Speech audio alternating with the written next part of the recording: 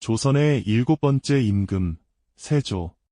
역사는 그를 강력한 카리스마와 뛰어난 통치력을 지닌 위대한 군주로 기억하곤 합니다. 하지만 동시에 그는 어린 조카의 왕위를 빼앗고 수많은 피를 흘린 비정한 찬탈자라는 그림자에서도 결코 벗어날 수 없었죠. 과연 그는 모두가 선망했던 절대 권력을 손에 쥐고 진정으로 행복했을까요? 아니면 그 찬란한 왕좌 뒤편의 드리움 깊은 그림자 속에서 평생을 후회와 고통 속에 살아야 했을까요? 오늘 우리는 한 인간의 끝없는 욕망이 불러온 비극, 그리고 그 욕망이 치러야 했던 너무나 가혹한 대가에 대한 이야기를 시작해보려 합니다. 권력을 향한 질주가 한 왕실의 운명은 물론 한 인간의 영혼마저 어떻게 뒤흔들었는지 그 미스터리한 여정을 함께 따라가 보시죠. 모든 비극의 시작은 조선 초기의 불안정한 시대에서 싹텄습니다.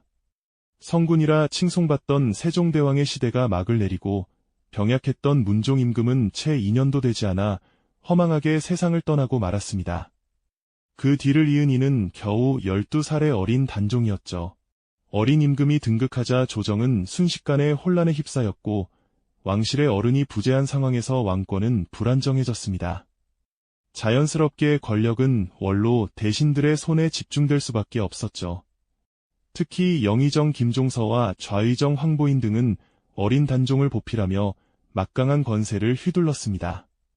이들의 권력 집중은 세종대왕의 둘째 아들이자 문종의 아우 수양대군 이유에게는 더없이 큰 위협이자 동시에 절호의 기회로 다가왔을 겁니다. 수양대군은 일찍이 무예와 학문에 모두 능통하여 형제들 사이에서도 독보적인 존재감을 드러냈습니다.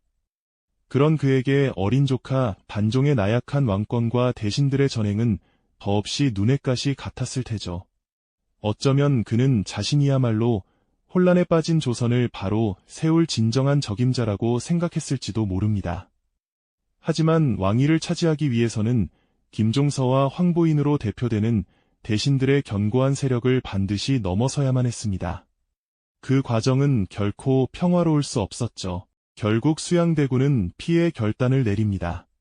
때는 1453년 10월, 차가운 가을바람이 불어오던 깊은 밤이었죠. 수양대군은 한명회, 권람 등 자신의 신복들과 함께 치밀하고 냉혹한 계획을 세웠습니다. 그 밤, 깊어가는 어둠 속에서 수양대군은 마침내 칼을 빼들었습니다.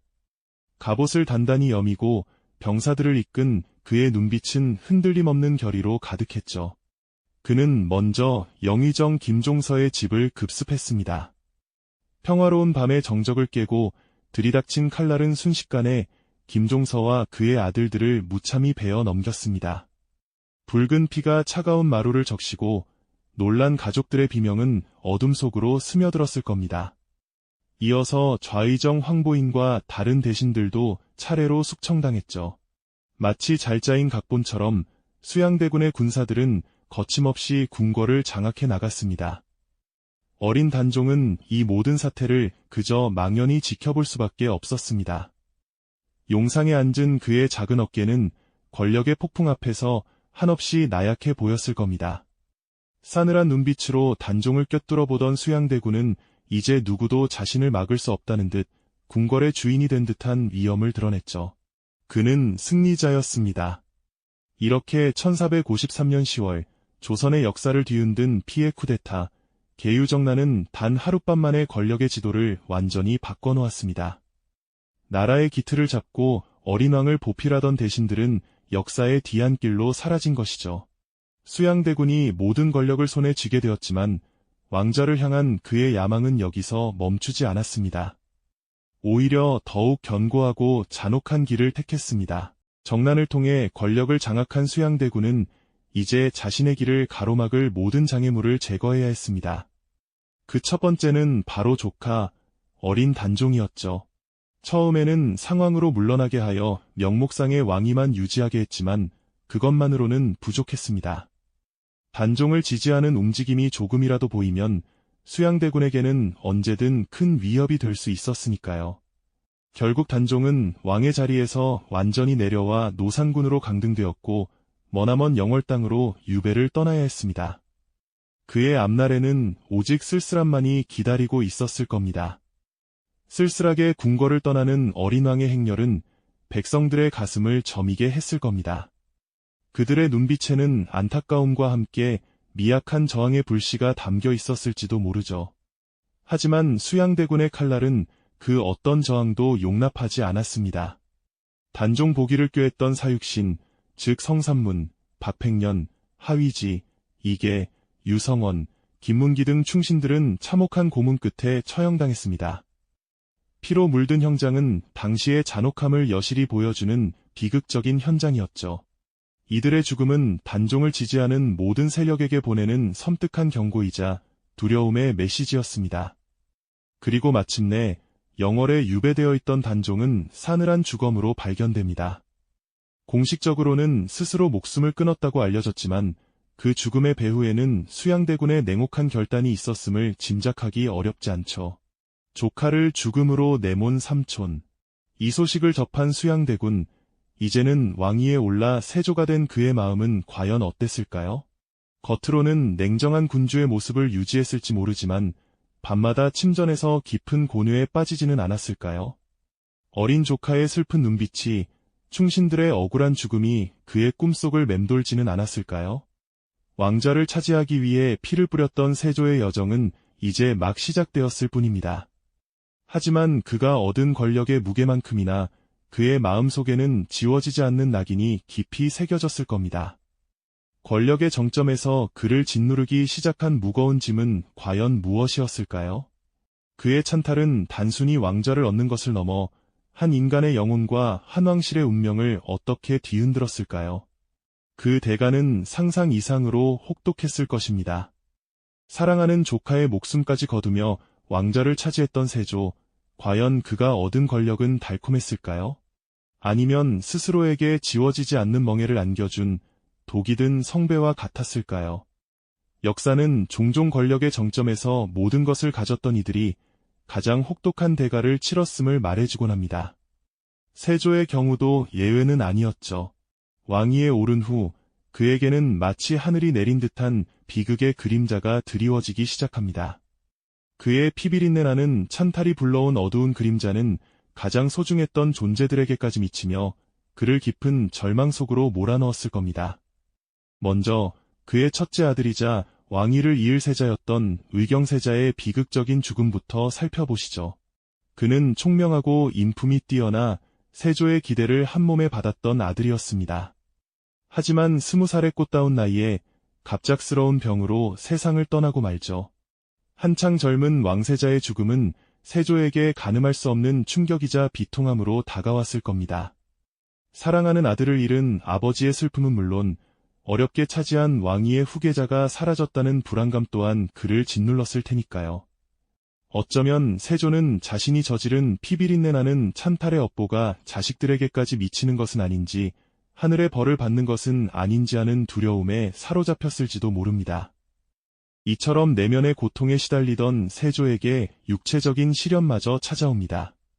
말년에 이르러 그의 몸에는 원인을 알 수 없는 극심한 피부병, 즉 온몸에 종기가 돋는 병이 발병하게 됩니다. 온몸을 뒤덮은 종기로 인해 그는 밤낮으로 고통에 시달렸고 그 어떤 명의도 그의 병을 고치지 못했죠. 가려움과 통증은 그를 잠 못 들게 했고 그의 육신은 점차 앙상하게 말라갔습니다. 한때 강력한 카리스마로 왕좌를 쟁취했던 그의 모습은 온데간데 없이 병마에 시달리는 초라한 노인의 모습으로 변해갔던 겁니다. 병세가 깊어질수록 세조의 내면은 더욱 황폐해졌을 겁니다. 그는 자신의 육체적 고통과 자식들의 비극적인 죽음을 모두 자신이 저지른 왕위 찬탈의 대가로 받아들이기 시작했습니다. 이것이 하늘이 내린 벌이라고 생각했을까요? 어쩌면 그는 자신에게 닥쳐온 이 모든 불행이 어린 단종과 수많은 충신들의 피눈물에 대한 응답이라 여겼을지도 모릅니다. 극심한 고통 속에서 세조는 점차 종교에 귀의하려는 모습을 보입니다.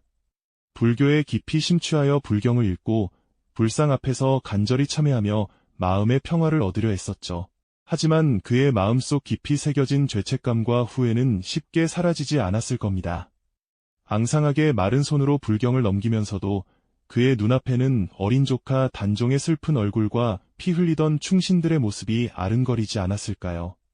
절대 권력을 가졌던 왕이 그 어떤 의원도 고치지 못하는 병과 자식들의 죽음 앞에서 무력하게 절규하며 자신이 저지른 일의 무게를 뼈저리게 깨달아가는 처절한 순간이었을 겁니다. 세조의 마지막 나날은 왕위 찬탈의 비극적인 대가를 상징적으로 보여주는 아픈 기록으로 남아 있습니다. 권력의 정점에서 그를 짓눌렀던 그림자의 실체는 바로 이처럼 그의 영혼과 육신을 갉아먹는 고통이었던 것이죠. 세조는 극심한 고통 속에서 불교에 기이하며 마음의 평화를 찾으려 애썼지만 그의 영혼 깊숙한 곳에는 여전히 지울 수 없는 그림자가 드리워져 있었습니다. 어쩌면 그 그림자는 그의 육신을 잠식해 들어온 무시무시한 병마의 형태로 발현되었는지도 모르겠습니다. 온몸을 뒤덮은 끔찍한 종기와 피부병은 세조의 육체를 서서히 갉아먹었죠. 그 어떤 명의도 그 어떤 약도 이 고통을 멈출 수 없었고 절대 권력을 쥐었던 왕의 위엄은 병마 앞에서 한없이 무너져 내렸습니다. 그는 아마도 이 끔찍한 병이 하늘이 자신에게 내린 준엄한 벌이라고 확신했을 겁니다. 사랑하는 아들들의 연이은 요절과 함께 이 잔혹한 병세는 어린 조카 단종을 폐위하고 결국 죽음에 이르게 한 대가, 그리고 수많은 충신들의 피를 뿌려 얻어낸 왕좌의 값비싼 대가라고 여겼을 테죠. 밤마다 잠 못 이루며 고뇌했을 그의 모습이 눈앞에 선합니다. 앙상하게 마른 손으로 불경을 넘기면서도 그의 눈앞에는 슬픈 표정의 단종과 피 흘리던 충신들의 모습이 끝없이 아른거렸을 겁니다. 죄책감과 후회, 그리고 육체적 고통이 뒤섞인 번민 속에서 세조는 자신의 지난 날을 처절하게 되돌아봤을 겁니다. 권력을 쫓아 피로 물들였던 왕좌가 결국 자신에게 가져다 준 것은 이처럼 처참한 파멸이었을까요? 한때 누구보다 강력했던 왕은 이제 병상에 누워 그 어떤 의원도 고치지 못하는 병과 자식들을 잃은 비통함 앞에서 무력하게 절규하며 자신이 저지른 모든 일의 무게를 뼈저리게 깨달아가는 순간을 맞이했습니다. 그의 마지막 나날은 권력의 정점에서 그를 짓눌렀던 그림자의 실체가 바로 이처럼 그의 영혼과 육신을 갉아먹는 처절한 고통이었음을 상징적으로 보여주는 아픈 기록으로 남아 있습니다. 세조의 이야기는 단순히 과거의 비극적인 사건 나열을 넘어 오늘을 살아가는 우리에게도 깊은 질문을 던집니다. 인간의 끝없는 욕망과 권력의 유혹이 얼마나 큰 비극적 대가를 치르게 할 수 있는지, 그리고 그 달콤함 뒤에 숨겨진 그림자가 얼마나 어두운지를 보여주는 거울과도 같으니까요. 역사는 흔히 승자의 기록이라고들 이야기합니다.